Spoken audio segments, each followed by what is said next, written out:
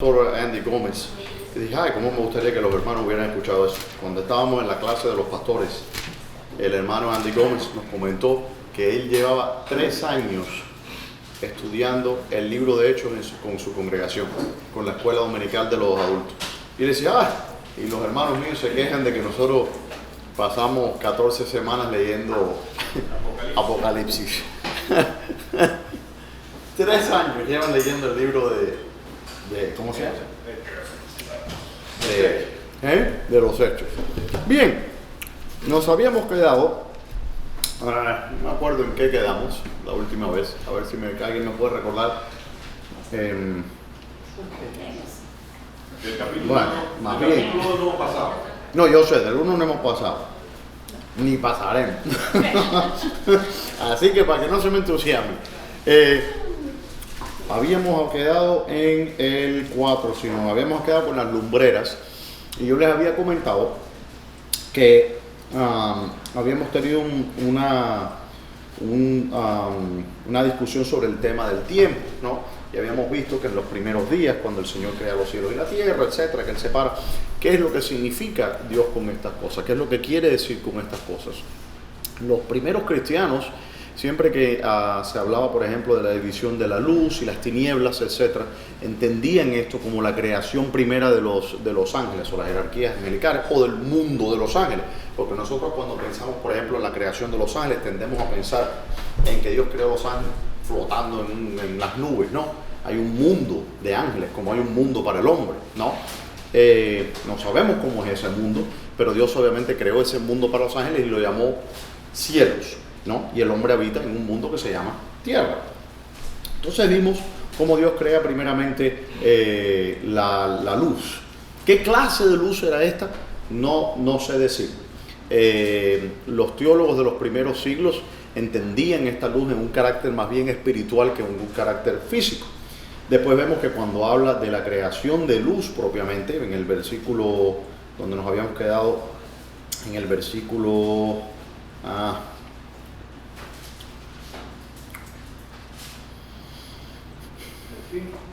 ¿Dónde estoy? No, en el 14. En el 14, hay lumbreras en expansión.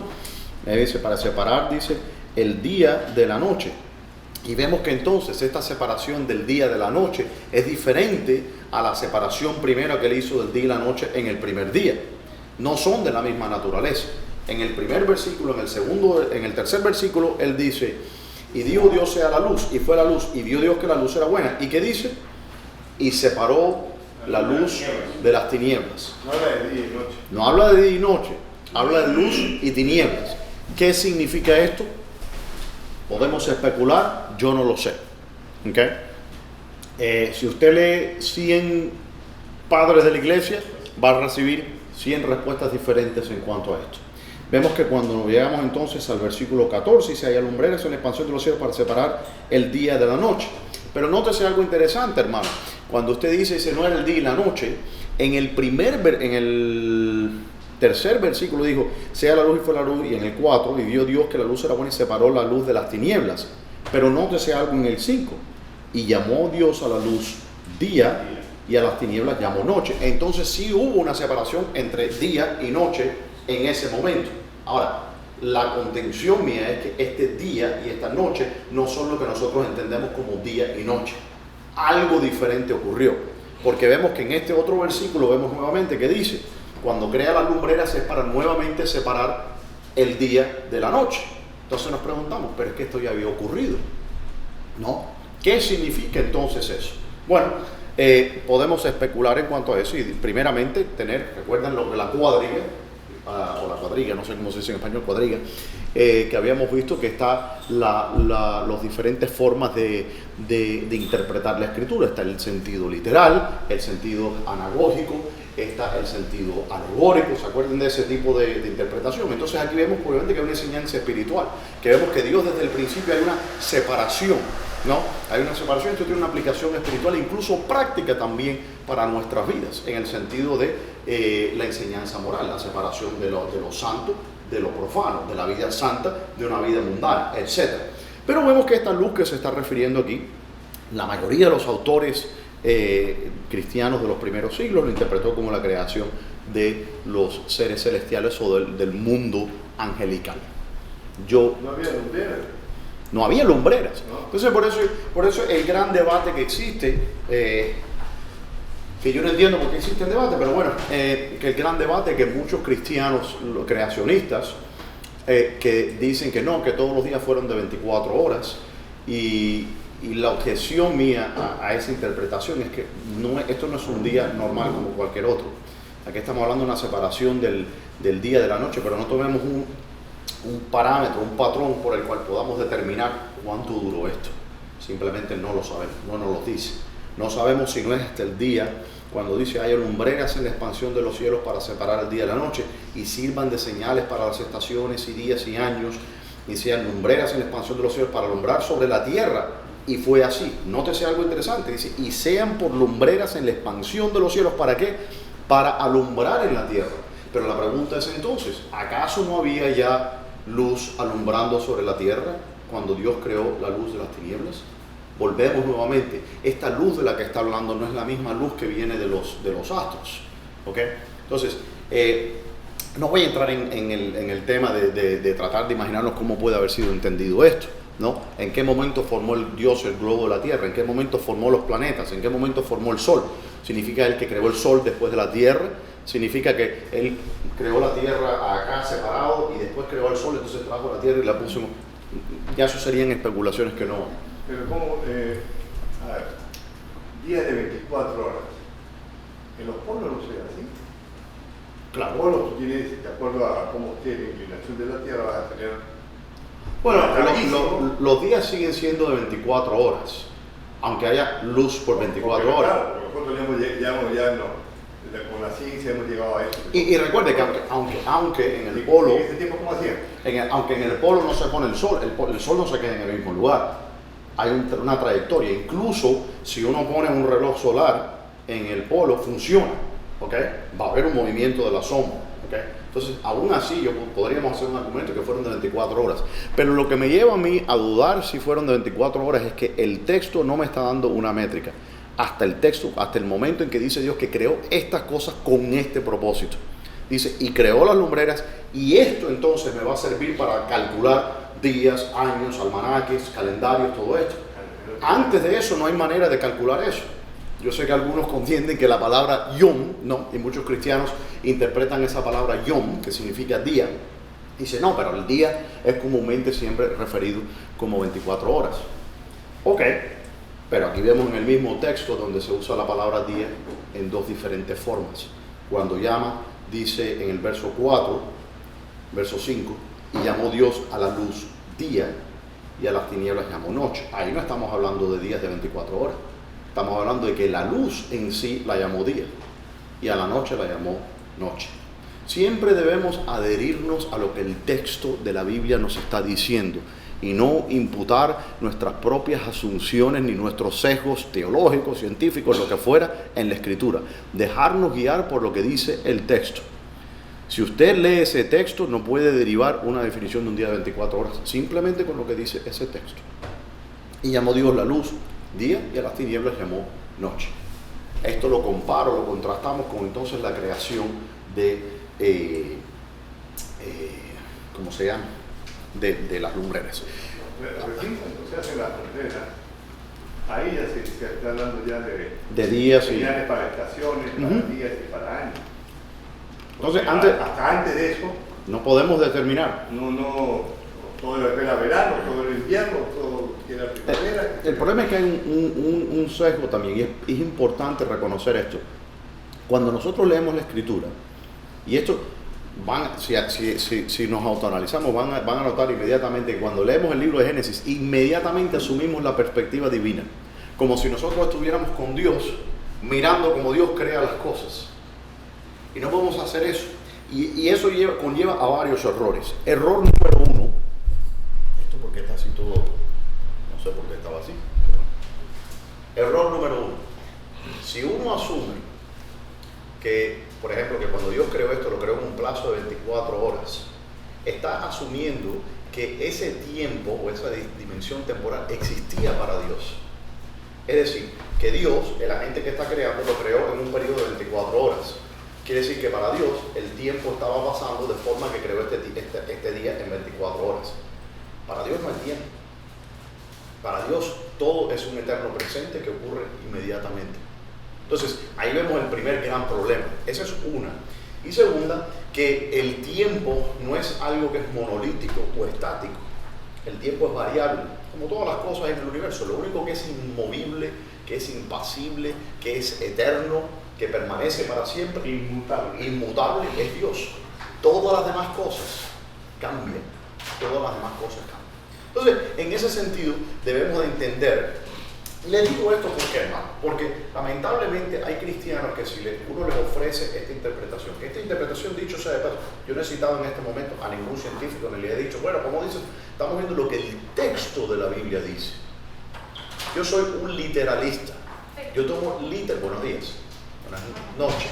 Bueno, no sabemos, estamos definiendo ese punto en este momento, si es día, noche, cuántas horas dura. Pero yo soy un literalista, yo voy a lo que me dice el texto y no saco más del texto lo que el texto me está dando. Porque entonces ya estoy asumiendo cosas que el texto simplemente no me dice. Usted no puede leer estos textos hasta que llegue la creación del sol, las estrellas y decir que estos fueron de 24 horas. ¿Basado en qué? Porque ¿qué es lo que nos determina un día de 24 horas? Es una rotación de la Tierra sobre su eje. Si usted no tiene eso, ¿cómo determina usted que fueron 24 horas? Si usted no tiene la rotación de la Tierra alrededor del Sol, que dura aproximadamente 364 y un cuarto de días, si usted no tiene eso, ¿cómo usted puede decir que pasó un año? ¿Entiende lo que estamos hablando? Si la Luna no está rotando alrededor de la Tierra, ¿cómo podemos determinar lo que es un mes? Simplemente no puede. No, podemos asumir que la Tierra no rotaba antes de la Luna. Cuando el Señor hágase la luz y separa la luz de las tinieblas. Probablemente la Tierra, porque ya estaba la Tierra, ¿no? Dice que el Señor se movía sobre la faz de la vida, ¿no? Sí. Entonces, no había ya, esos días eran eternos. Puede decirse que eran eternos o puede decirse que pasaron. Mira, hay una forma de precisarlo. Hay un grupo, y eso conlleva a veces nociones peligrosas. Hay un grupo de bautistas, no como nosotros, son unos bautistas raros, pero que enseñan que lo que yo recuerdo que yo les mencioné lo que se llama la teoría entre el versículo 1 y el versículo 2 hubo una especie de hecatombe, ¿vale? Un gap theory. Que dicen que en eso pasaron millones de años. Claro. Ellos enseñan que había existido una civilización de ángeles, que Dios creó a los ángeles, y ellos sacan, como es típico de las personas que hacen hermenéutica chapuceramente, empiezan a sacar versículos de aquí y pegarlos, hacer un collage de versículos para apoyar cualquiera que sea su postura, en vez de mantenerse con lo que el texto está diciendo y no salirse de ahí. ¿Ve? Y ellos enseñan que entre el versículo 1, porque dicen, no es que Dios no puede crear algo caótico. Dice en el primer versículo, Dios creó los cielos y la tierra. Quiere decir que era perfecto, porque Dios no crea el caos. Como encontramos en el segundo verso, que dice que la tierra estaba desordenada y vacía. ¿Acaso Dios creó el desorden? Obviamente tenemos que entender en el sentido que se dice desordenada y vacía. Pero bueno, la manera en que ellos lo interpretan es pensando que Dios creó el mundo para los ángeles. Y entonces estos ángeles se rebelaron contra Dios, Satanás se rebeló contra Dios en ese momento. Y Dios los destruyó con un diluvio.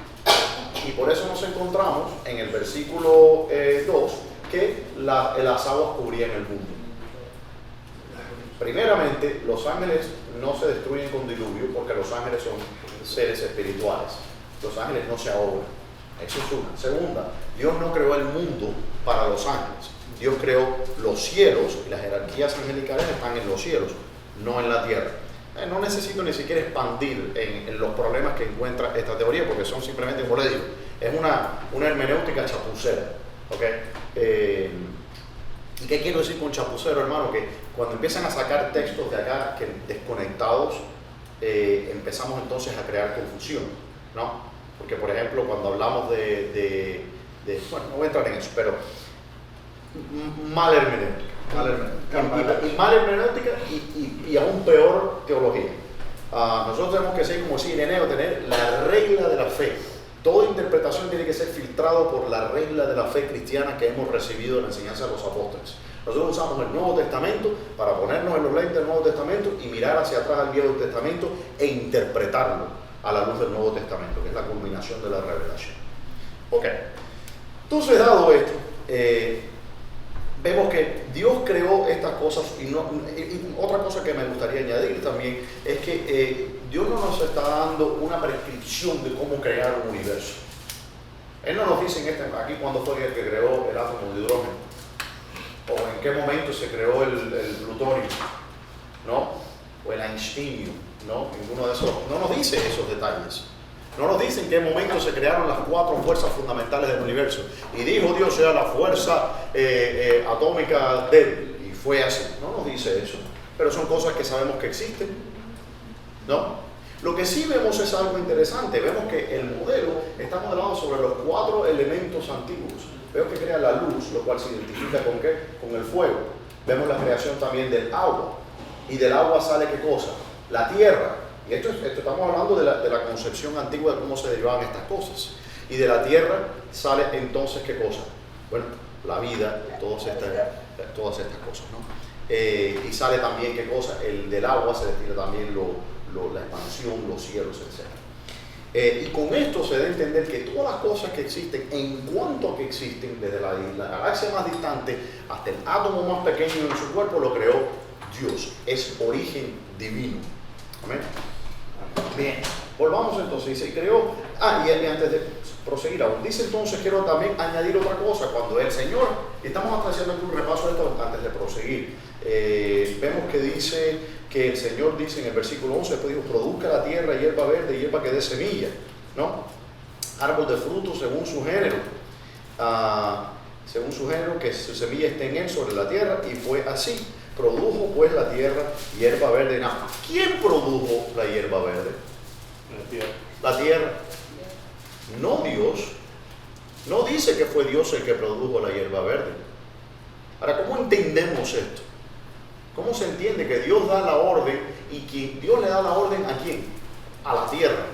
Dice, produzca la tierra hierba verde, ¿no? Y vamos a ver algo similar cuando le da la orden a los mares de producir qué cosa, seres vivientes, etcétera, etcétera. ¿Okay? Y esto lo vamos a desmenuzar un poquito más cuando lleguemos a la creación del hombre. Bien, continuando entonces en el 16. Bueno, preguntas hasta aquí. Yo sé que estoy yendo un poquitico rápido porque estoy haciendo una especie de repaso.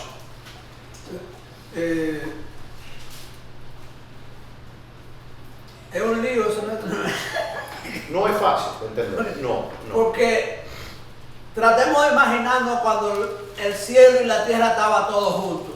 Ajá. Eso hay que aceptarlo así. Por eso yo entiendo que uno tiene que seguir un lineamiento de fe para acercarse a un entendimiento que ni siquiera se va a entender de manera perfecta, porque es un asunto muy difícil. La mente de Dios, uno no puede asimilar la mente de Dios.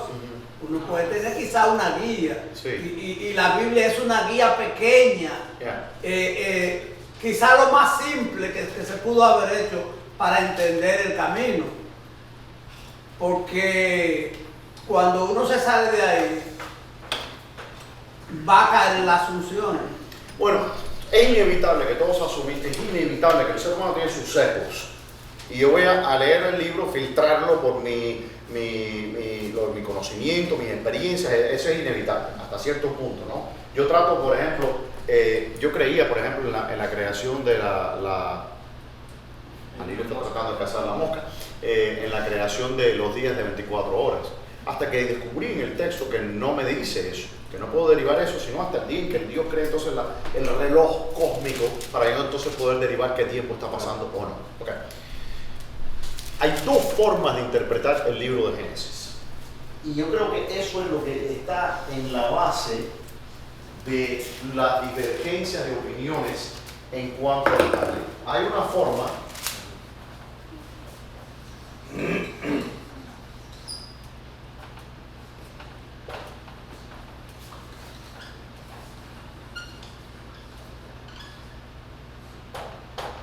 histórica. Esta es la forma teológico-histórica. Esa es la forma en que yo leo el libro de Génesis. ¿Okay?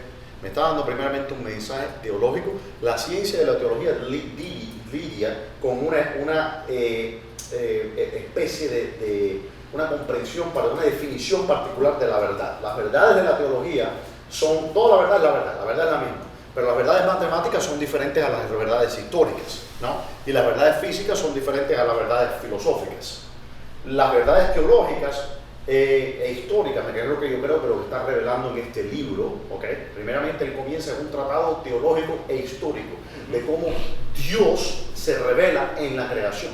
El punto no es, y esto es la segunda forma de interpretar, que es muy común entre los cristianos creacionistas, y es esto, que es la forma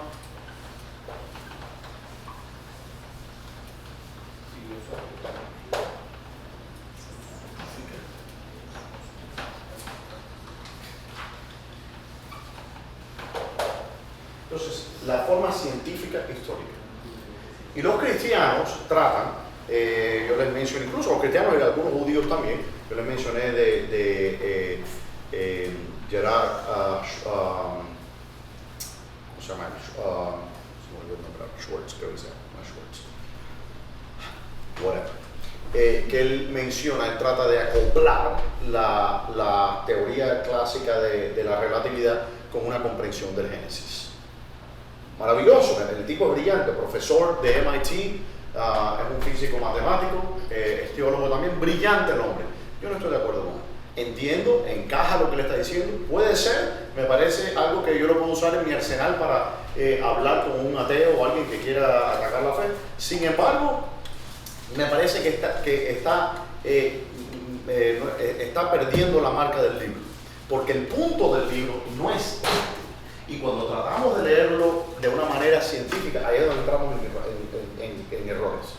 Entonces nos vemos en un aprieto de tener que defender una postura o tratar de encajar una postura científica a un libro que no me está hablando en términos científicos. ¿Entienden la diferencia que estamos hablando?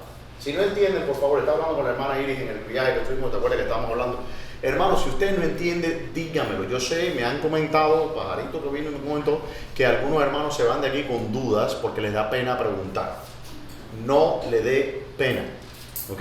Yo era el más preguntón en la clase cuando yo estaba estudiando. Así es como uno aprende, ¿ok?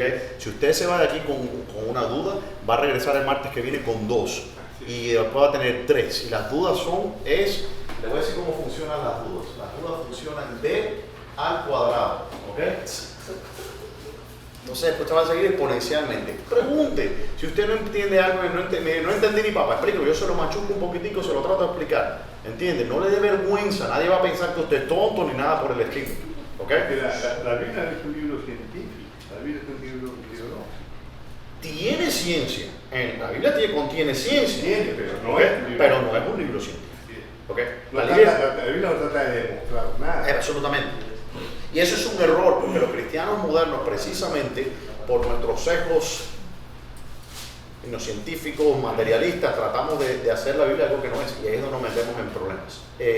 Yo creo que es un libro teológico, primeramente que el primer libro de Génesis, el primer capítulo de Génesis, y el segundo, de hecho, el primero, segundo y tercero capítulo de Génesis, está tratando con temas teológicos.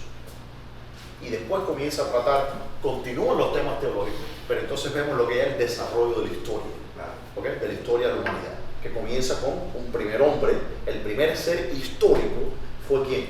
No fueron los peces del mar, los animales no tienen un mundo, el primer ser histórico fue Adán, con Adán comienza la historia, no hay historia antes de Adán, la historia es inherentemente la historia es un proceso humanista, en el sentido de que está arraigado en el hombre. Sí, hermano. Hablando de eso, usted hizo mención de lo que levantan sobre el versículo 1 y 2, que en ese espacio le meten una teoría fantástica. Y también asimismo he oído que hay no estoy muy bien si es angelicales o humanos, pero que antes de Adán hubo otra civilización. pero eso es algo que, como usted dice, el texto no lo respalda, sino que es algo que la gente... Bueno, no. La diferencia está en que algunos interpretan que, hay dos historias de la creación en el libro de Génesis. En el capítulo 1 nos habla de una creación y en el capítulo 2 nos habla de otra creación. Eso es lo que interpretan algunos, ¿ok? Porque como vamos a ver ahora, cuando él crea al hombre y la mujer, dice: y creó Dios al hombre, varón y hembra los creó, y los puso para que señoreasen sobre el mar y los peces, y terminada la historia. Entonces, algunos dicen que esto es un Toledot, que es una forma judía de que el capítulo 2 no es algo que comienza nuevo, sino no es algo que continúa del capítulo 1, sino que comienza nuevo. Entonces, por ejemplo, cuando habla en el capítulo 2, como ejemplo lo dice: fueron pues acabados los cielos y la tierra y todo el ejército de ellos. Entonces, esa interpretación que usted está hablando, dicen: ok, entonces en el primer capítulo todo fue creado, los cielos y la tierra y todo el ejército de Dios, que incluye a la creación de los hombres y las mujeres. Entonces, esa interpretación enseña que antes de que Dios cree al hombre, ¿no?, él ya había creado a la raza humana, aunque no a su imagen y semejanza. ¿Okay? O no sé si lo dice, no me acuerdo. Sí lo había creado a su imagen y semejanza, disculpe, error ahí. Pero que en el segundo capítulo habla entonces de una nueva creación, de una pareja específica. Porque si usted nota, y vamos a llegar allá, en el 27, si creó Dios al hombre a su imagen y semejanza, Dios lo creó, varón y hembra lo creó, lo bendijo Dios y les dijo: fructificar. Y aquí vemos que Dios crea al hombre y a la mujer simultáneamente, ¿no?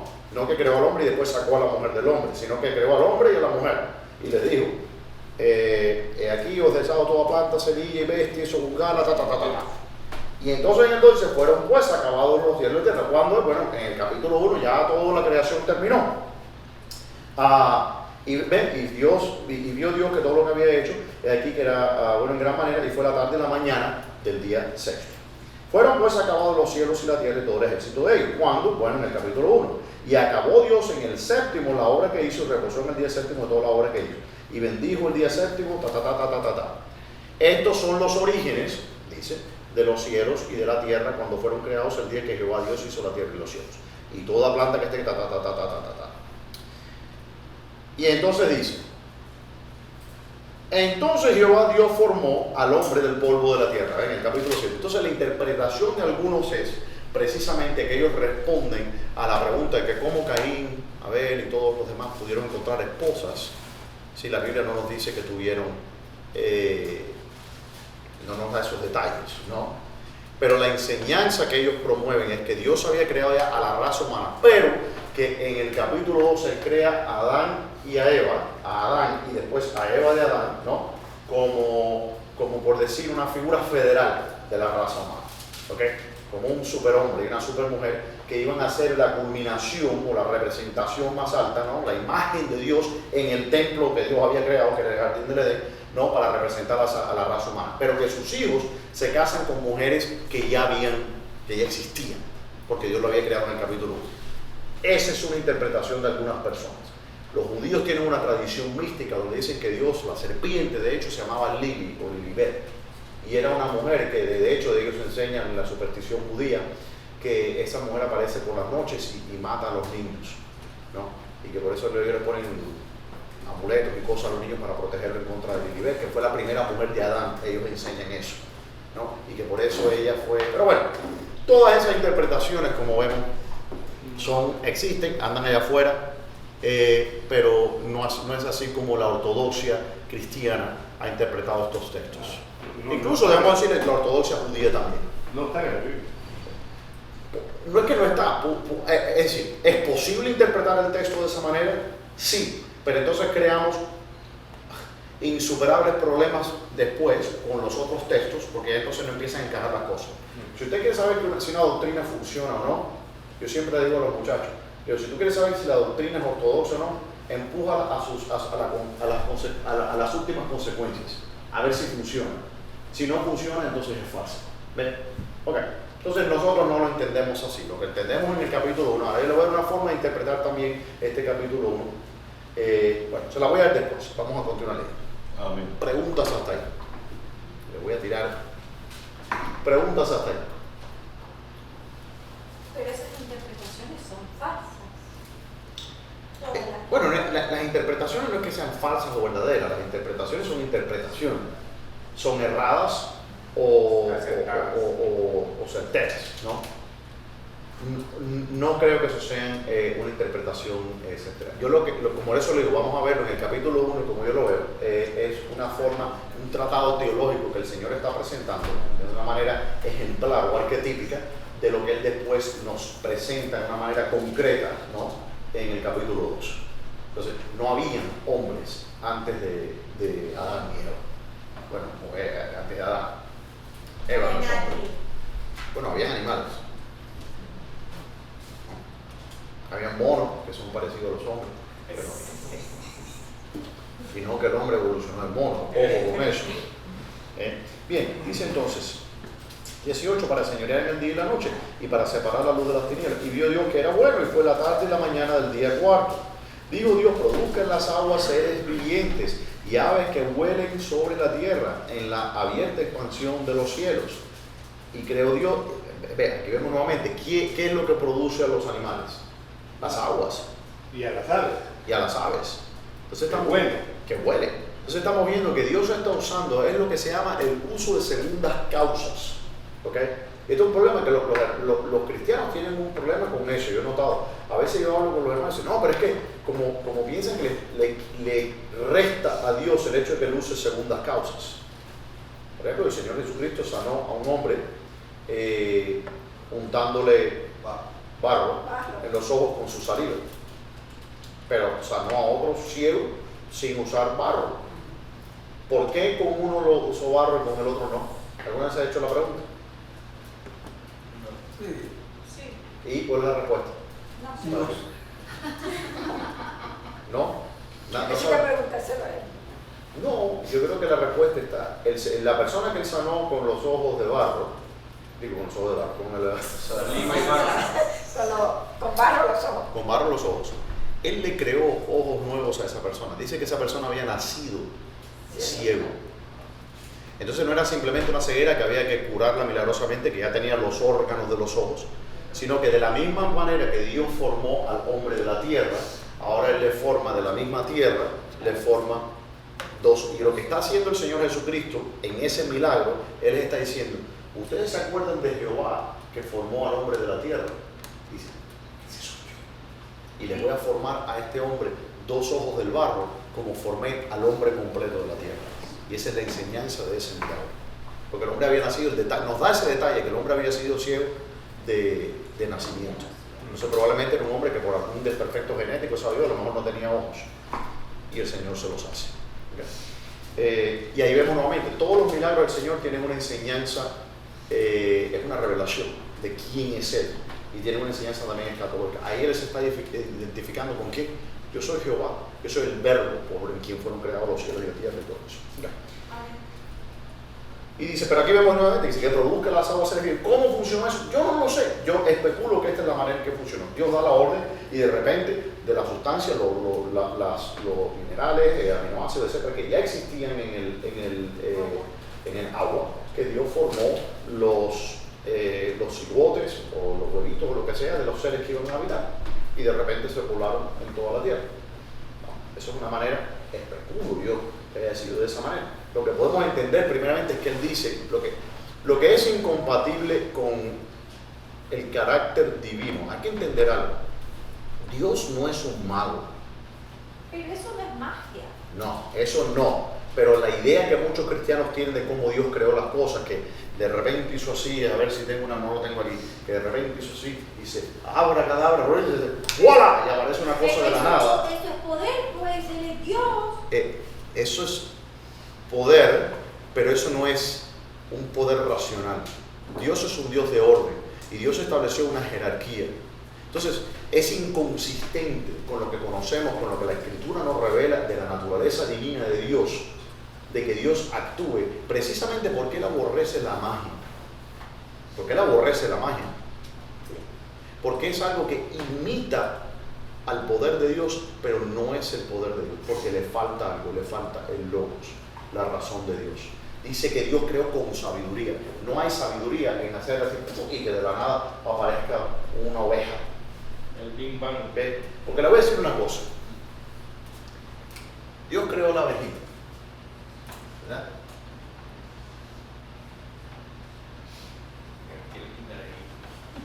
¿Te parece a la mosca que anda volando? Dios creó la abejita. ¿Ve? Dios dijo, realmente que aparecieron las abejas. Eso no puede ocurrir. ¿Por qué es tan difícil? Le voy a decir por qué no. Porque para que esta abeja exista, tiene que existir una flor. La flor. Un ecosistema. ¿Ve? Y para que esa flor exista, tiene que existir una tierra con minerales. Y para que esa tierra con minerales exista, tiene que haber, bueno, primeramente materia y una tabla periódica. Y tiene que existir agua, y tiene que existir oxígeno, y tiene que existir un aire, y tiene que existir nubes, y tiene que existir un planeta Tierra. Entonces, cuando Dios crea, no es por arte de magia, Él creó todas estas Pero cosas. Él hizo todo para que todo sea posible. Sí, pero la manera en que Él hizo todo, primeramente lo que vemos en Génesis es que lo creó todo gradual y siguiendo un orden. Él comienza, dice, con el caos y el desorden. Si Él de repente empieza a crear así cosas, a sacar conejos del sombrero, eso no es orden. ¿Ve? Los conejos no salen del sombrero, los conejos salen de las conejas. Y los conejos comen hierba, y la hierba está en la tierra, y la tierra contiene minerales y elementos de la tabla periódica, y así, ¿entiendes? Entonces, para Dios crear todas esas cosas, todo tiene que ser creado de una manera, no lo puedo comprender, pero tiene que crear de una manera que se complemente, ¿no? Una cosa, porque todo está encadenado, todo está entrelazado. Si Dios es un Dios de orden, ¿qué hacía caminando en el mar? ¿Cuál es el desorden en eso? Él no se hizo para caminar. Él es Dios. Por eso Él es Bueno, Dios. bueno, Dios no Y hace lo que le apetece. Dios hace lo que le apetece. ¿Okay? Hay una razón por la cual Dios caminó sobre el mar. Y Él necesitaba demostrar primeramente a Jesucristo que Él es quien. Nuevamente, recuerda, ¿qué está mostrando el Señor Jesucristo? Dice en el principio, dice, estaba y el Espíritu de Dios se movía o se posaba sobre la faz de la Biblia. Y aquí nos encontramos al Hijo de Dios caminando sobre la faz de la Biblia, sobre la faz de las aguas. Aquí vemos el Hijo de Dios que controla la tempestad, porque Él es el creador. Entonces, Él está comunicando algo, tiene un proceso pedagógico. Pero eso es algo extraordinario. Él no está creando nada, Él no creó algo de la nada simplemente. Él creó el universo de la nada, obviamente, no existía. Pero Él usa segundas causas para crear las cosas. Por ejemplo, dice en el Salmo, que eso lo vamos a analizar cuando dice que fui entretejido en lo más profundo de la tierra, dice el rey David. Pero obviamente existen causas naturales por las cuales las personas, las mujeres conciben del hombre. Hay un huevo y hay un espermatozoide que entre ese huevo ocurre una reacción química, etcétera, de vida y produce un ser viviente, un animalito, un ser humano, lo que fuere. ¿No? Hay un orden, ¿no? Entonces, Dios respeta las segundas causas. Cuando Dios decide por una razón específica, no decide respetar, pero sobrepasar las segundas causas, es lo que llamamos nosotros entonces un milagro. ¿Okay? Eso es un milagro. Cuando la cadena causal se rompe y Dios la elimina y crea algo simplemente de ahí, ¿no? Pero vemos cuando Él convirtió el agua en vino, no es que ahí no había vino y de repente apareció el vino, había agua. Él usó los elementos que existían. Entonces, la causa, ya entraríamos un poco a hablar un poco lo que es metafísica, pero la causa material del vino que el Señor Jesucristo creó en el agua, la causa material de Cristo, de la encarnación, es María. De hecho, Ireneo nos dice, que los cristianos a lo mejor se arrancarían los vestidos, pero no entienden lo que Ireneo está diciendo, dice que María es la causa de la salvación, en el sentido de que ella es la que provee la materia de la cual el Señor toma para hacer un cuerpo para su Hijo. Él dice que Él le iba a dar a su Hijo un cuerpo no hecho de manos, cuando habla de la encarnación. Entonces, en el sentido ese, que Dios no va a romper el orden que Él mismo estableció, porque dice en el proverbio número 8 que la sabiduría, se le estableció los cielos y la tierra con sabiduría. Que dice ¿cómo se dice? Una mañana le declara a la otra sabiduría o algo de eso, ¿no? Entonces, vemos que el Señor no viola sus leyes. Sí, hermano Aníbal está desesperado, ahí yo lo vi. Sí, no, es simplemente como para lo que la hermana dice, que Dios es capaz de, no hay nada imposible, pero sin embargo, Él no nos deja, digamos, Él tiene poder para hacer milagros, lo hizo por lo menos cuando caminó en el agua o cuando multiplicó los panes y los peces, porque eso es algo fuera de la mente humana. Pero Él dejó todo el capítulo de Génesis 1 precisamente porque Él no lo hizo todo de la nada milagrosamente, sino que fue dando especificaciones. Sí. El agua dio vida a los peces y a las aves, la tierra dio vida a las plantas y a todo eso. O sea, Él mismo nos da un relato de cómo hizo todo para que la gente no opte por decir, para Dios no es nada imposible. No, ¿usted de dónde salió? Exacto, porque a ver, el Salmo 139 me dice cómo nací yo. ¿Quién lo creó a usted? Diríamos que Dios. ¿Quién nos creó a nosotros, todos los que estamos aquí? Dios, ¿verdad? Pero dice que Él pero vio, no fue Dios, fue su papá y su mamá. sus ojos nos vio cuando nuestro embrión se... El problema es que las personas confunden, y déjenme explicarlo. Yo les he explicado esto 15 veces, pero como ustedes no toman notas y no se repasan las lecciones en la casa, por eso están, como dice la Escritura, siempre aprendiendo y nunca llegan al conocimiento de la verdad. Pero bueno, aquí va la 15ª vez, sin ofender a nadie. Hay 4 tipos de causas. Decía alguien allá, oye, si me va a pegar no me grite.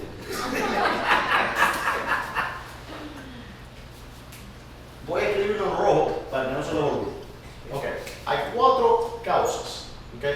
Tenemos una cosa que se llama la causa formal. Okay. Tenemos una segunda causa que es la causa material. Tenemos una tercera causa que es la causa teleológica o final. Y por esta debe haber propuesta al fin. Vamos a poner, bueno, okay. Eficiente o motriz. Y finalmente tenemos lo que es la causa final o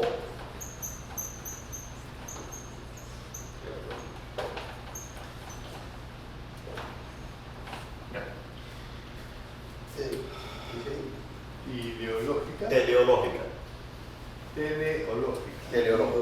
Viene de la palabra telos, que significa fin o perfección. Cuando habla la palabra dice, cuando seamos perfeccionados, la palabra es telos, que significa perfección o finalidad, es el fin de las cosas. Okay.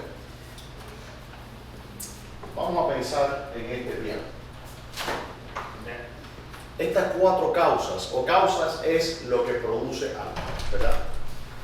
La causa formal es la cosa que es. La causa formal responde a lo que algo es. Eso que usted está viendo ahí es un piano y no una silla. Tiene la forma de un piano, es la idea de un piano. ¿Okay? Entonces, cuando el constructor de piano creó el piano, él estaba pensando en qué? En un piano, no un perro. ¿Okay? Entonces, cuando el hombre decidió, voy a construirme un piano, esa es la causa formal. La causa material es que hacen falta elementos para hacerlo. que lo hace. Estos son teclas hechas de no sé qué cosa. La materia de lo que está hecho el piano. Madera. Entonces, es una causa del piano. Causa eficiente. ¿Quién es la causa eficiente? Lo que va a producir, la Claro, función. sí. La música, La función. No. La causa eficiente es el carpintero. Bueno, si el carpintero no está aquí, ¿quién va a hacer el piano? ¿Cómo se hace? El piano no se hace solo. Tiene que haber un pianero. ¿No?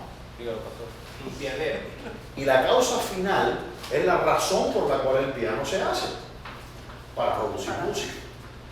Entonces, todas estas causas son diferentes. Sin embargo, todas estas causas entran en juego para producir eso. ¿Entienden lo que estamos hablando? Ahora les voy a dar el caso del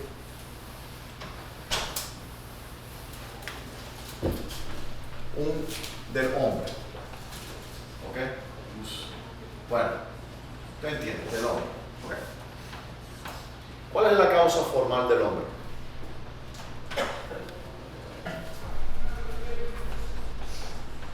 El alma. Es la definición del hombre, es lo que el hombre es. ¿No? ¿Amén? Sí, sí, amén, amén. Si no están entendiendo, hermanos, pregúntenme. No sé. Yo a veces pregunto y se me quedan así. Como cucuyo a medianoche, y yo no sé si me están entendiendo o no. Si no entienden, díganme para yo explicarlo. ¿Ok? Ok. Después no quiero que digan, no, porque el pastor habla muy difícil, no lo entendemos. Dura es esta palabra. ¿Quién la puede entender? Ok. La segunda causa es la causa. ¿Cuál es la causa material del hombre? El barro, El la tierra. Porque el barro, rico. El cuerpo. El cuerpo. Ok. La causa material es el El medio cuerpo. del barro. Es el cuerpo. Ok. ¿Cuál es la causa eficiente? Dios. La mamá. Mamá. Papá y mamá y una noche romántica. O sea, Una noche de copas. okay. Esa es la causa eficiente. ¿Okay? ¿Cuál es la causa final del hombre? ¿Cuál es el propósito del hombre? Si hablamos desde el punto de vista orgánico, es procrear. ¿Ok? Pero la causa final es adorar a Dios. entonces, y aquí vemos la causa final en diferentes aspectos. Porque uno puede tener, porque la causa final orgánica es procreación, la causa final cívica es ser un buen ciudadano, la causa final filial es ser un buen hijo, esposo, etc. Y la causa final teológica, de la cual te corresponden todas estas causas, es glorificar a Dios. ¿Ok?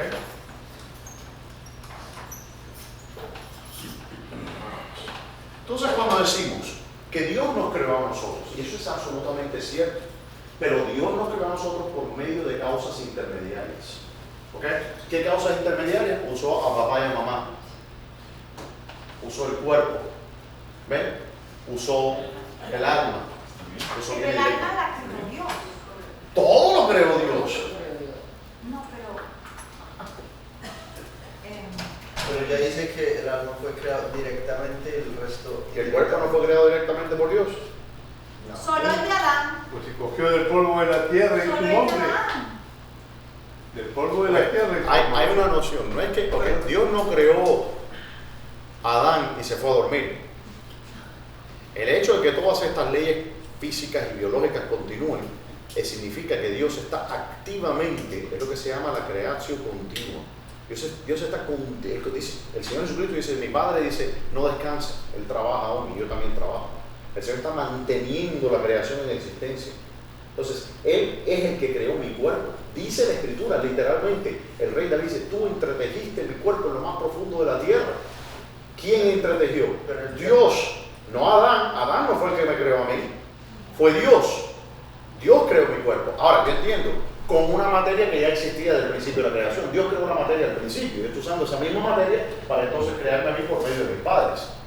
Pero la causa, vamos a decir una causa que superintende todas estas causas, que está por encima de todas estas causas, es la causa suprema, que es ¿qué cosa? Dios. Porque al final de cuentas, no importa cuán abajo usted esté, puede que esta causa quede por aquí, la otra quede por acá, pero al final todas las causas derivan de Dios. Pero él debe haber usado mecanismos para crear los cuerpos, o sea, entonces todos los cuerpos que tienen deformaciones genéticas, entonces él también los creó. Es una pregunta buenísima e interesantísima. No sé. ¿Ok? Retiro lo dicho. Qué estúpida pregunta. La pregunta que él dice, bueno, entonces me quiere decir que Dios crea imperfección, que Dios crea... Esa pregunta creo que es más válida que se la hagas a un calvinista, porque dentro de mi sistema no hay ningún problema con esa pregunta, pero para un calvinista sí, porque el calvinista dice que Dios es la causa inmediata de todas las cosas que ocurren. Yo no tengo ningún problema con eso, porque yo estoy diciendo que Dios no es la causa inmediata. Yo estoy accediendo a que existen causas intermediarias. Por eso es lo que yo se refería. Entonces, el alma es lo único creado inmediato. No, porque tú puedes decir que Dios creó, tú puedes tener el efecto, ¿okay?, de una causa, puede no representar o no ser, representar a plenitud la causa. Es decir, la causa está contenida en el efecto, pero por una razón u otra puede que la causa no sea contenida perfectamente en el efecto. Eso es una corrupción, entonces. Exacto, por causa de un problema que puede ocurrir. Pero entonces, a Dios lo interceptaron mientras creaba. ¿Eh? A Dios mientras creaba lo No. interceptaron. Dios creó unas leyes por las cuales el universo opera. ¿Ok? No es que Dios, mira, y ese es precisamente el punto que yo estoy tratando de establecer. No es que Dios está aquí entretejiendo, haciendo ovejitas y no es la cosa así. Piensa tal vez más cósmico. No, Dios creó un sistema de leyes físicas y biológicas. Por eso Él puede decirle a la tierra, produzca la tierra, etc. Ahora, la tierra, no hemos llegado a ese punto, pero la tierra estaba bajo maldición. Algo ocurrió, el mecanismo se rompió. La causa, Dios sigue siendo perfecta, pero no se está como, es como que tú tienes, por ejemplo, una electricidad, pero hay un cortocircuito, ¿ok? Y a veces recibes electricidad bien, pero a veces no. Eso no es una reflexión de la causa, del poder de la electricidad. Es un problema en la secuencia, ¿no? de las causas que existen. Porque puede ser que la madre del niño era una drogadicta y el niño nació con el síndrome de alcoholismo o algo de eso, ¿entiendes? Entonces, pero Dios respeta las segundas causas porque Dios no interviene es decir, Él va a intervenir en el futuro para corregir el problema del pecado. ¿Okay? Él primero vino a corregir el problema del pecado de la salvación del hombre, pero al final, en la resurrección y la restauración de todas las cosas, entonces Él va a restaurar, Él va a volver a todas las causas que fueron rotas a causa del pecado del hombre, a restituir todo eso y crear un mundo nuevo. ¿Entiendes? Sí. Pero entre tanto, Él no interviene en eso, Él respeta las segundas causas. Sí. ¿Entiendes? Entonces, si una persona tiene es alcohólico, el niño va a salir con problemas. Pero, entonces, es el alma también creado por mecanismos secundarios. Entonces, No el alma. Por eso, entonces el alma es lo más inmediato, lo más cercano a... Sí. De todas las causas. Sí, esa es la pregunta. Esa era su pregunta. Ok, entonces aclarada su pregunta. De todas las causas, la más cercana, por decir a Dios, es el alma humana. ¿Por qué? Porque de todos los elementos del hombre, el más cercano a un espíritu puro es el alma humana. ¿Okay? Entonces, en ese sentido, el alma humana refleja, cuando hablamos de que el hombre es hecho a imagen y semejanza de Dios, no estamos hablando de su cuerpo, estamos hablando de su alma. ¿Ven? Es el alma lo que es creado, porque Dios no tiene cuerpo, entonces el cuerpo no puede ser imagen y semejanza de Dios. Entonces, el alma, de todas las causas, es la primera causa, porque dicho sea de paso, también quiero añadir, el alma es la causa de que todas estas cosas ocurren. ¿Por qué razón? Porque el alma es lo que informa al cuerpo. Si no hay alma, no hay vida. Por eso aquí nos llama al alma el principio, ¿ok?, del ser del hombre. Él lo llama el ipsum, no es el ipsum ese, él lo llama el ese, el ser en sí del hombre. Y es el alma humana la que hace que ese bebecito, esas células se reproduzcan, etc., y creen un ser humano. Sí. No, pastor, no, al final, solamente el alma es lo que se está creando constantemente. Como yo lo veo, porque las máquinas no se crean, se destruyen. Sí. Nace, crece, se reproduce, muere. Y dice que murió, va al polvo de la tierra y otra vez se respira en sí. Exactamente. Pero la única variable en todo esto es el alma. Sí. Es lo que Dios pone, lo que siempre va a ir aumentando, sí, va a ser el alma. Y bueno, eso es un punto más importante, porque vamos a agregarle más complejidad a esto. Por eso estas cosas son muy difíciles de entender. A pesar de que papá y mamá es la causa eficiente de mi existencia, papá y mamá ya no son la causa eficiente del cuerpo que yo tengo ahora. En mí no existe un solo átomo que haya salido de mi mamá. De hecho, el cuerpo humano reemplaza todos los átomos que contiene en aproximadamente una década. Yo tengo 43 años, quiere decir que este es el cuarto cuerpo que uso, ¿no? En la tierra. Claro, y uno pierde aproximadamente, no sé cuánto, creo que 100 células de la piel se caen. Todo se ve nuevo. Todo completamente. Uno se va uno come, engorda, baja de peso, eso es materia. Pero lo que mantiene esa unidad de esa materia es el alma humana. Es el único principio que se mantiene constante y que permanece después de que esa materia se disuelve a los elementos. Y vuelve a Dios. Sí, está. O Claro. a Y Dios. conforme van naciendo nuevos seres, nuevas almas se van Nuevas creando. almas son creadas. Son creadas. Sí. Es lo único que se crea. Bueno, Todo lo demás ya está. Ah. El sustrato O- ya está. Orígenes diría que no, que Dios ya descansó de la creación. Entonces, Orígenes decía que Dios había creado todas las almas que iban a existir y que él las tiene como un depósito ahí, entonces las iba haciendo shipping, ¿no? Cada vez que pasaba una, mándame esta para allá, ¿no? Algo así. A ver, dime. No, y solo para terminar, Félix. la cierta incongruencia entre el 20 y el 21, porque Dios dijo Dios, produzca las aguas seres vivientes y aves que vuelen sobre la tierra en la abierta expansión de los cielos. Y el 21 dice, y creó Dios los grandes monstruos marinos y todo ser viviente que se mueve, que las aguas produjeron según su género, y todo ave alada según su especie, y vio Dios que era bueno. Dice que las aguas produjeron. Y después dice que creó Dios. No, la pregunta no es que creó Dios, nadie ha dicho que Dios no lo creó. La pregunta que se ve aquí es que Dios creó por medio de segundas causas. Al principio, cuando Dios dice sea tal cosa y sea tal cosa, Él no está diciendo aquí sea.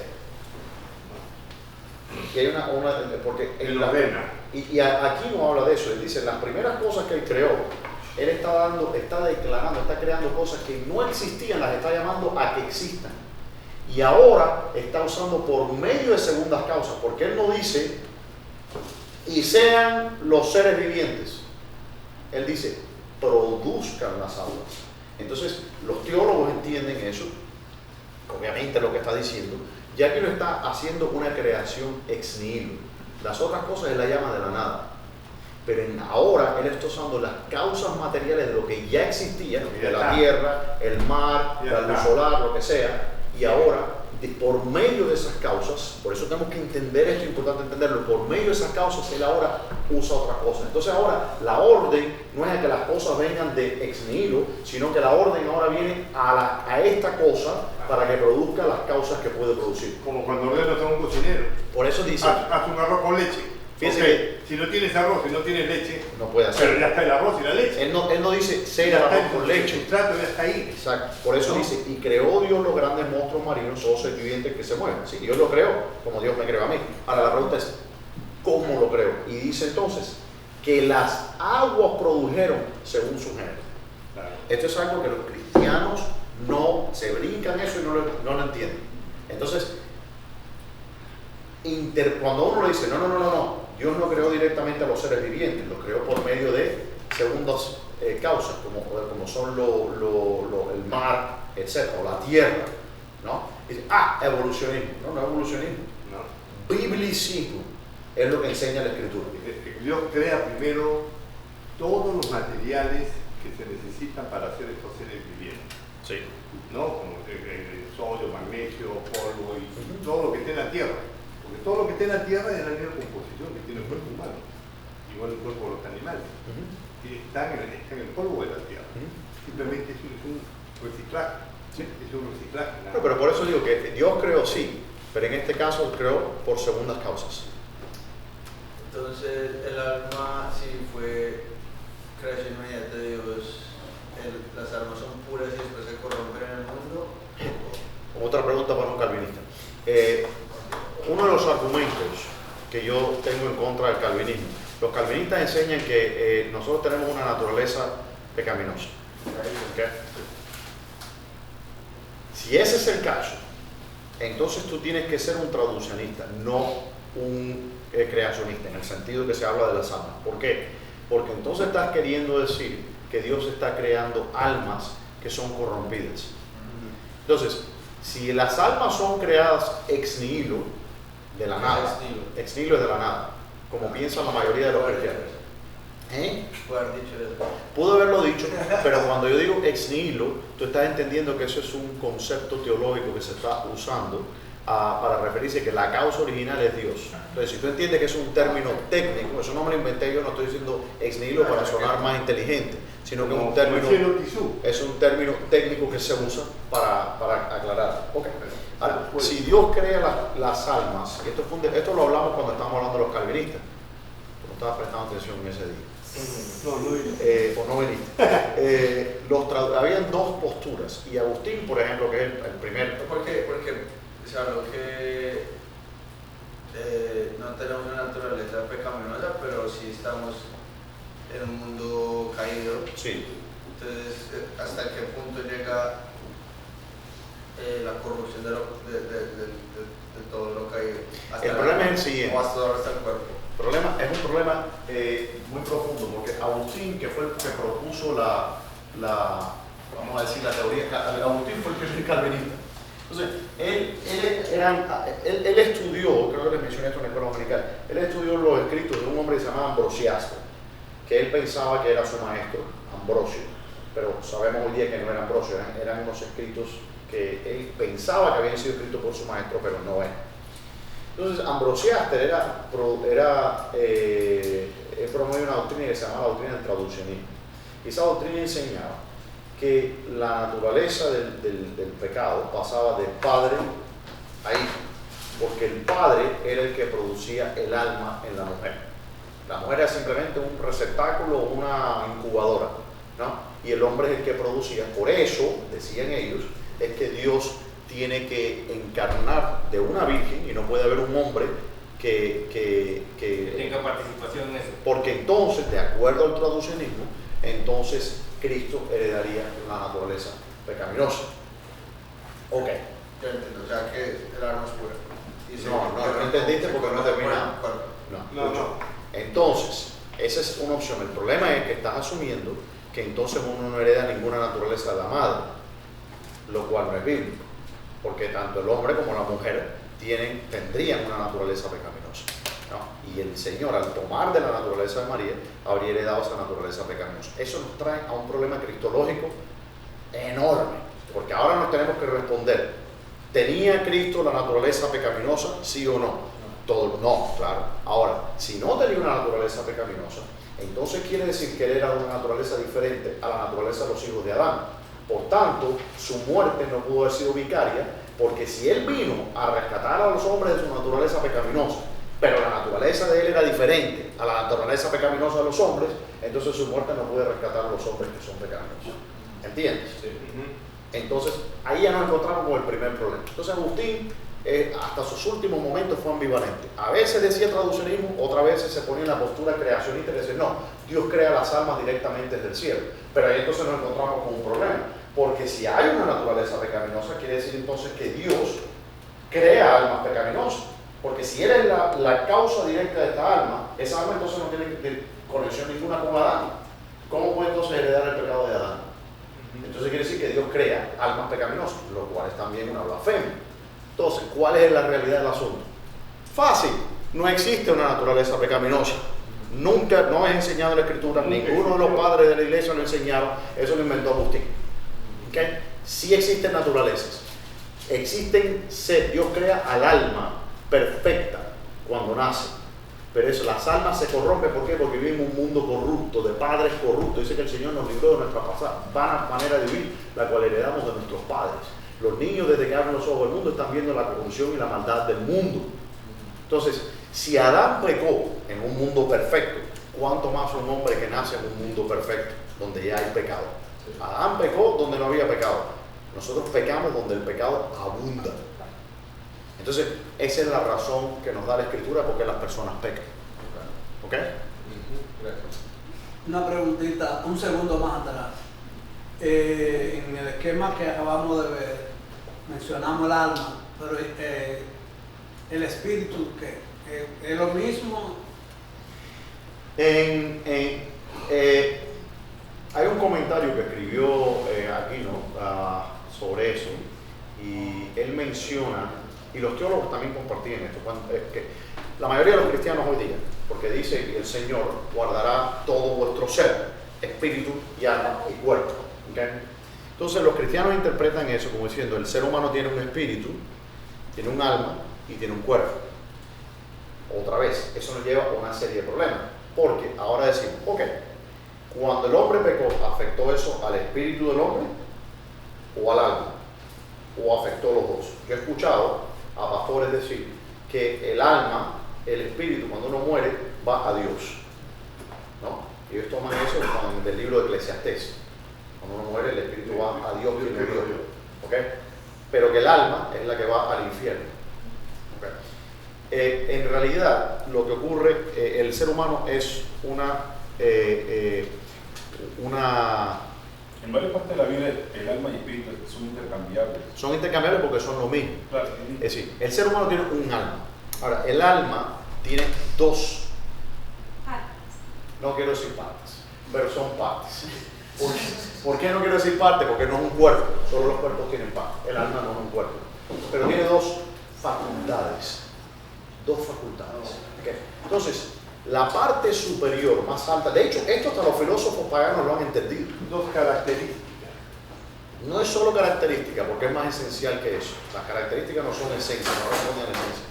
Aristóteles nos dice que si hay algo eterno en el hombre, en el alma, es la parte intelectual. Entonces, el alma tiene dos partes. Una parte, y esta división, como le digo, los filósofos, todos lo entendían, es lo que se llamaría espíritu. Y la razón por la que se llama espíritu es porque es la parte intelectual. Voy a escribir en inglés. Es el intelecto puro del hombre. ¿Okay? Es la parte donde entretenemos o tenemos la completa razón. ¿Okay? Ahí es donde vive la matemática, la filosofía, la parte puramente, la parte teológica, la parte que puede comprender a Dios. Psicología no. No. Claro. No, absolutamente no. Absolutamente no. Les voy a decir una cosa. Se les explota la mente. El hombre natural no comprende las cosas de Dios porque para él son locuras y se deben de entender espiritualmente. Pero el hombre espiritual juzga todas las cosas más injuzgado por nadie. 99.99998% de los cristianos interpretan eso como que el hombre espiritual es el cristiano y el hombre natural es el pecador. Errada la interpretación. Ambos tenemos a un hombre natural y a un hombre espiritual. Lo que está hablándole Pablo, que le está escribiendo eso a los creyentes, es que nosotros no podemos entender los misterios de Dios por medio del hombre natural nuestro. Todos tenemos un hombre natural, pero estas cosas tienen que ser entendidas por medio del hombre intelectual que vive en nosotros. ¿Y cómo le puedo decir yo esto? La palabra que usa para referirse a natural es psíquicos. La palabra natural, si hubiésemos una traducción literal de lo que significa natural, tendría que traducirse como físico. La palabra physis en griego significa naturaleza, pero eso no es lo que usa el apóstol Pablo. El apóstol Pablo no dice que el hombre físico, porque no puede entender, dice el hombre psíquico. Y ahí es donde entra esta distinción del alma, que cuando la entendemos entonces podemos entender esos pasajes que son un poco complicados. ¿Okay? El hombre espiritual, ¿okay? El hombre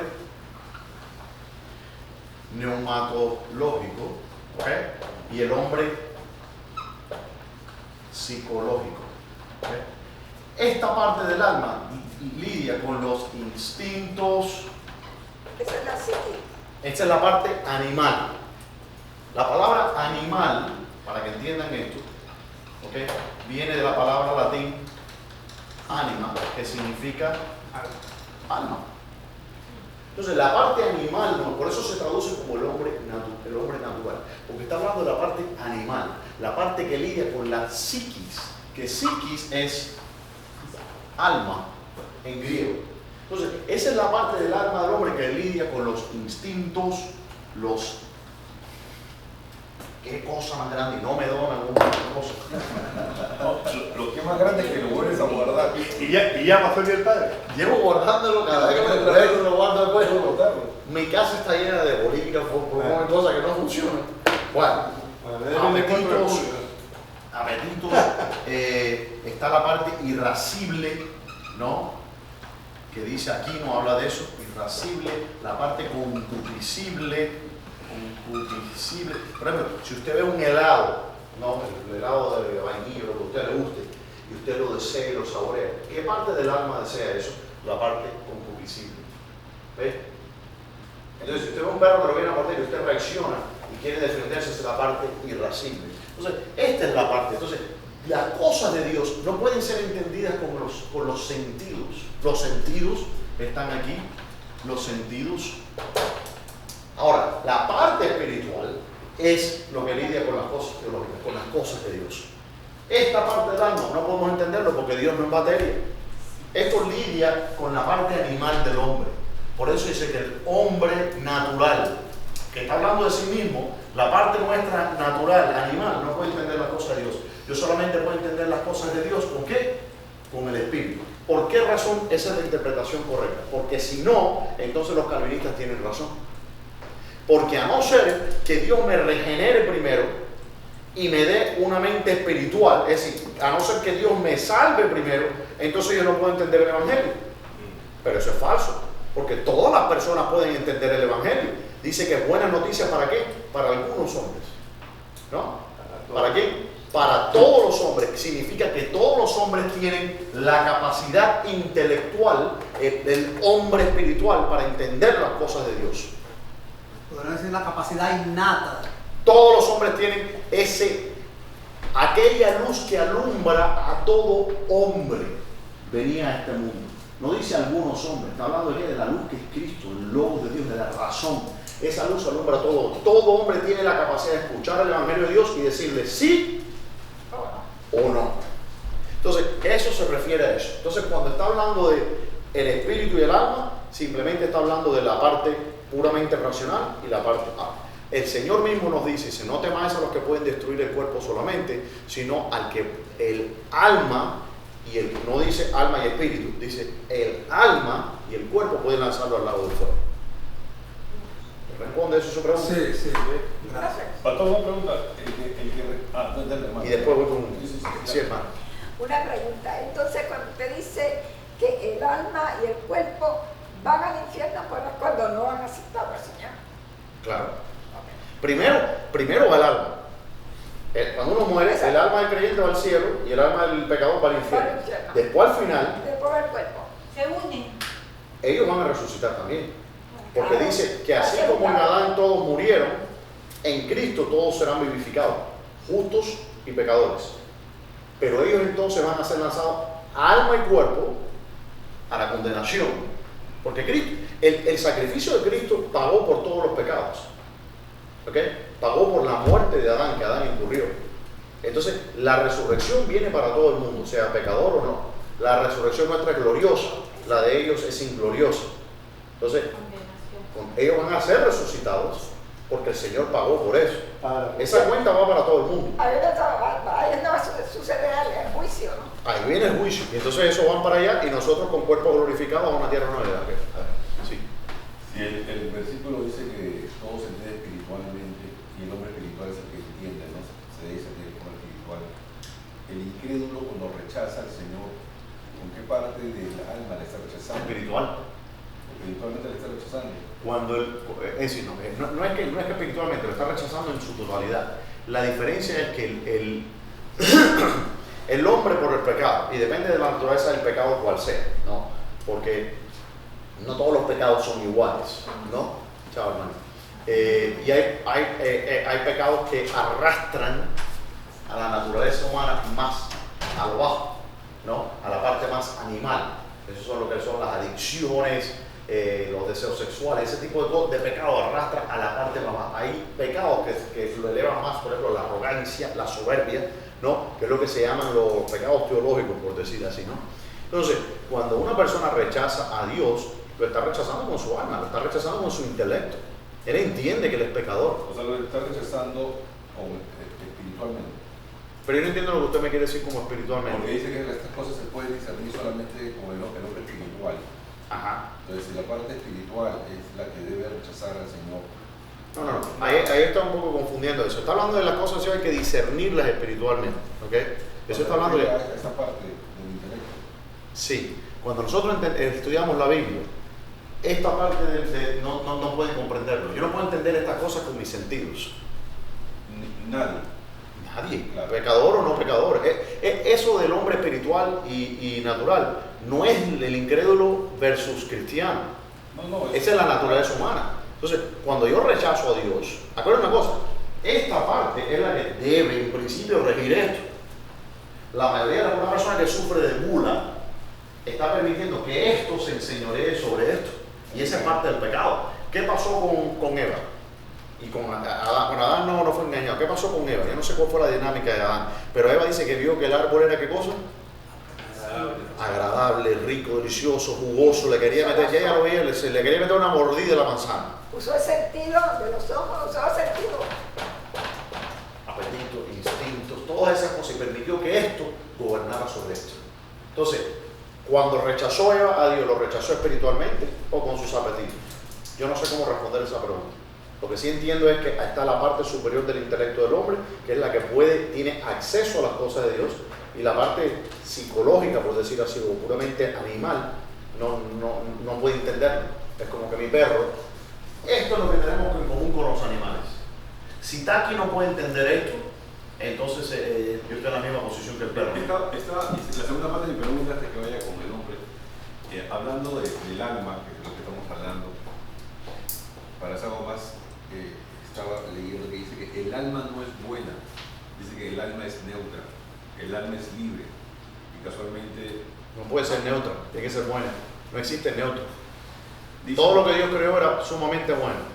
Y todas las cosas en cuanto a que existen, si algo existe, es bueno, porque es un atributo. No existen cosas neutras, eso simplemente no existe.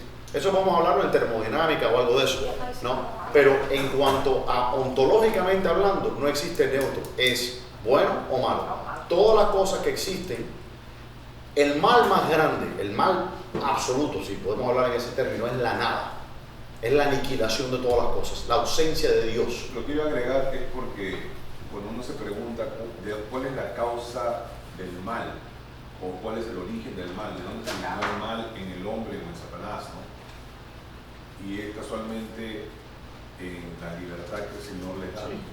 Es por eso que me refería yo, no el estudio que estaba leyendo, me refería yo que hablar de un alma o una tendencia, una inclinación, una naturaleza buena, va a ser siempre cosas buenas y no va a tener esa libertad para poder tener el aspecto. Bueno, yo entiendo más o menos lo que me estás diciendo, pero no es en ese sentido, porque por ejemplo, vamos a decir que existe el apetito, ¿okay? Pero si yo tengo gula o una persona es alcohólica o algo de eso, porque esos instintos son buenos porque nos mantienen con vida, etc., pero están desordenados en cuanto a que desean un objeto que no es el objeto apropiado. Están buscando un bien que desean, lo cual es bueno, pero un objeto que no es el bien que corresponde. Comprendo, pero si el alma es buena, nunca va a elegir lo malo. A eso me ¿Quién refiero. dice? Entonces, El alma es libre. de acuerdo a eso, lo que usted me está diciendo, que de acuerdo a eso, si el alma no fuera buena, porque si no, no va a elegir lo malo, entonces Dios creó al alma mala. No, la creó libre. Pero eso es bueno. Eso es bueno. Porque si, ¿quién nos dio la libertad? Dios nos hizo a su imagen. Si el hombre no tuviera la libertad, no fuera imagen de Dios. No, de repente estoy confundiendo el tema de la esencia buena del alma y que Dios haya creado al hombre libre y que ser libre que sea bueno. Me refiero a la esencia del alma, que es libre. Sí. ¿Libre de qué? No, de elegir. libre de elegir. Claro. Pero igual que Satanás. Satanás fue creado bueno. Porque si no seríamos unos autómatas. Claro. Si el alma fuera Agustín dice, esencialmente buena, no podría ser el mal. sí No podría. El punto es, el alma es esencialmente buena.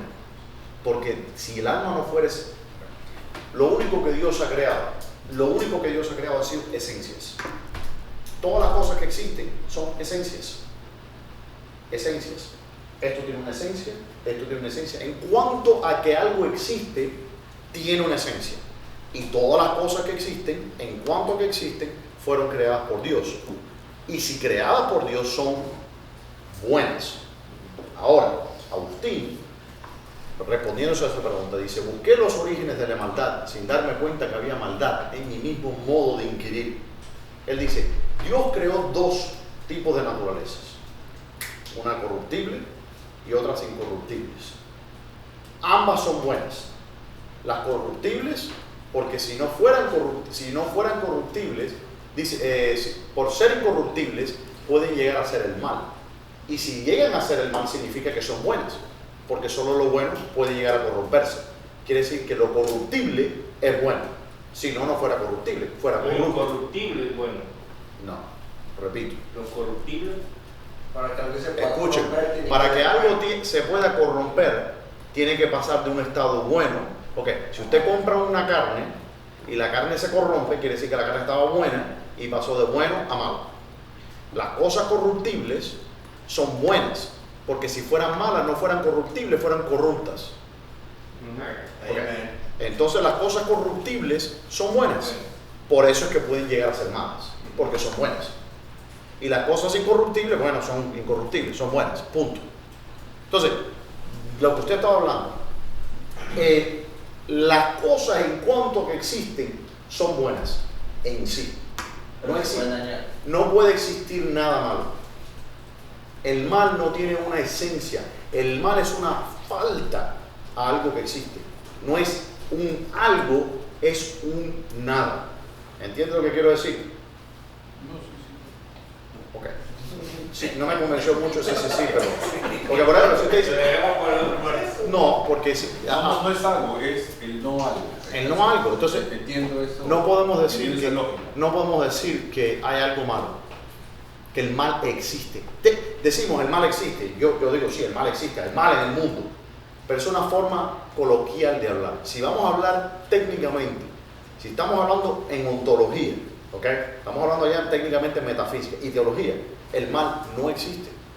Y digo, en esto que le estoy diciendo yo, hermano, no hay una sola excepción en ningún teólogo, porque lo que yo le estoy diciendo es tan ortodoxo como la Biblia. Ningún teólogo está en desacuerdo con esto que yo estoy diciendo. Desde Agustín hasta Ireneo, Aquino, el teólogo que usted quiera, Lutero, quien usted quiera, todos se entienden. Calvino está de acuerdo conmigo en esto. Incluso Calvino. Entonces yo soy Calvino. Pero entonces en esto que estoy hablando, todos entendieron de que el mal es la ausencia de algo, ¿okay? Es la falta de una virtud que debe de existir. Por eso decimos que el ser ciego, y es este ejemplo que le estoy hablando de ciego, lo usa Agustín. ¿En qué libro lo usa? No me acuerdo. Pero él dice que ser ciego, él usa, no es Agustín, es Aquino en la Suma Teológica. Él dice que ser ciego es un mal. ¿Por qué? Porque el hombre por naturaleza ve. Y es entonces un mal porque en contra de su naturaleza no ve. Entonces la ausencia de un bien que debe de existir por la esencia es lo que llamamos el mal. Entonces nuestra naturaleza sería buena. ¿Sí? Okay. Del alma. Sí. Claro, el alma. Todas las cosas que existen, en cuanto a que existen, son buenas. Todas las cosas que existen fueron creadas por Dios.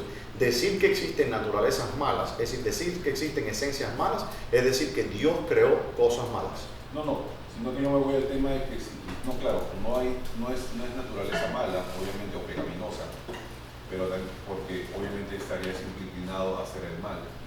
Pero también hablar de una naturaleza buena, estaría siempre inclinado a hacer el bien. No habría una libertad, que es la que el Señor nos ha dado. A eso me refería más que todo. No con la esencia del alma en sí, sino con la capacidad del alma. Porque si yo digo que el alma es como un árbol que da manzanas, entonces siempre me tiene que botar manzanas, que la manzana es algo bueno, Sí. por así decirlo, ¿no? Entonces, lo que yo entiendo de esto es que la esencia del alma en sí es libre. Sí. Pero está confundiendo Libre, una facultad. Hay dos cosas. Uno puede entender una cosa desde el punto de vista ontológico, ¿okay? Y estamos ya, lo que está hablando más bien son cuestiones existenciales, porque Adán era bueno y Adán pertenecía a aquel grupo de cosas que Dios dijo es muy bueno. Cuando Dios creó a Adán y a Eva, dijo esto es muy bueno. de todas las cosas que Dios creó. ¿Y cómo es posible que algo que es muy bueno peque? Y es precisamente, ya voy a ti. Mi pregunta tiene que ver con esto. A ver, dale. Ya, Quiero irme a mi casa, estoy cansado. Usted dijo Hoy he tenido paciente hasta... que el orden ideal es que el alma espiritual lidere al alma animal. Sí, así es como Dios lo creó. Y así era hasta que, Sí. pero entonces Hasta que llegó la costumbre. Adán se dejó convencer, o sea, Eva usó su alma animal para seducir a Adán. No, es que la pregunta está mal formulada, porque no es que Eva usó. El alma no es algo que uno usa. Ok. Como si fuera un sujeto. Adán abandonó su intelecto y se dejó llevar por su espíritu, su alma animal por Eva.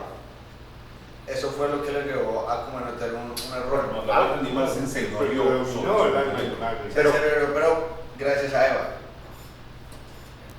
Yo no sé qué fue lo que pasó con Adán, porque Adán dice que no fue engañado. Eva fue engañada.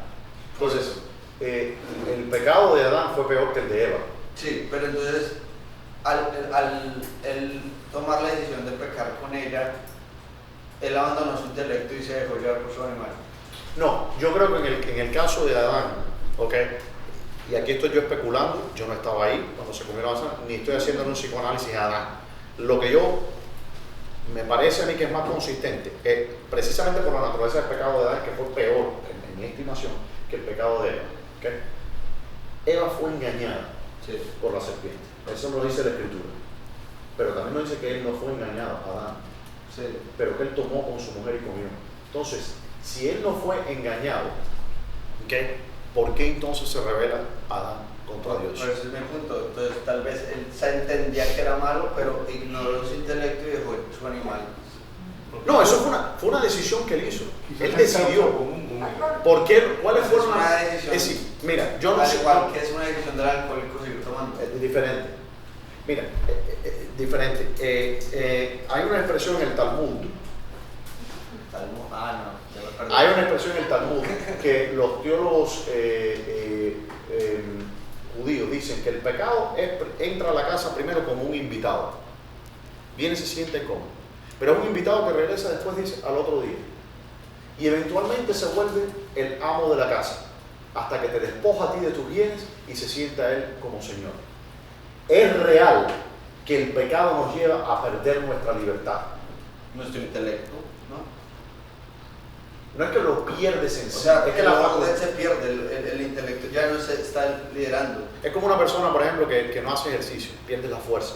Aún tiene los músculos, aún están las habilidades, pero pierde la fuerza. Intelectual. Sí, pierde fuerza intelectual. Entonces, ya te llegas guiado por los apetitos. Entonces, mientras más tú pecas, menos libertad tú tienes, menos fuerza tú tienes para resistir. Entonces Eva usó, no, pues indirectamente. No, Okay, porque si Eva fue fácilmente seducida por su no sé si fue fácilmente seducida. Pues no dice que vio la fruta y le parecía jugosa. Pero no lo dice, bueno, y también pero entonces como no la vio y dijo, uy, está toda jugosa. Él seguro que vio que era jugosa, eso no es que... Pero lo pudo ignorar porque su intelecto era más grande. No. La Su Biblia dice- fuerza intelectual era más Ok. La grande. Biblia- yo lo que entiendo es que Eva no sabía eso. Eva fue No, engañada. ella sí sabía, porque ella le dijo a la serpiente que no podía porque se iba a morir. Bueno, Dios no dijo eso. Fíjate que Eva agrega a lo que Dios dijo. Porque Eva dice, el Señor nos dijo que ni siquiera tocásemos. Ajá, por eso. Pero eso no fue lo que dijo Dios. Dijo, de todo árbol puedes comer, menos del árbol que está aquí. El Señor no dijo que no podían tocar, ni dijo que no se podían sentar a la sombra. Por eso. Si tú ves, por ejemplo, tú ves un árbol de frutas venenosas. De hecho, yo tengo en mi casa unas plantas que echan unas flores que son venenosas. No significa que yo me las voy a comer. Yo tengo un mejor sentido que eso. Entonces, el Señor no nos dijo ni te acerques a él. Ya Eva le agregó. Ahora, sabemos que Dios le da esa instrucción a Adán y Eva le da esa instrucción a Eva. Ok, me parece que donde tú estás tratando de llegar es mostrar que el intelecto de Adán era superior al intelecto. No. Ok. Mi teoría es que Adán cayó por dejarse seducir por una tentación que tentaba a su alma animal y que Eva ayudó con eso. Yo no voy a especular sobre eso. Pero no es una teoría. Sí, linda teoría. Pero yo no voy a especular sobre eso porque yo no sé. Pero es Como te digo, posible. sí, es posible. Yo no sé.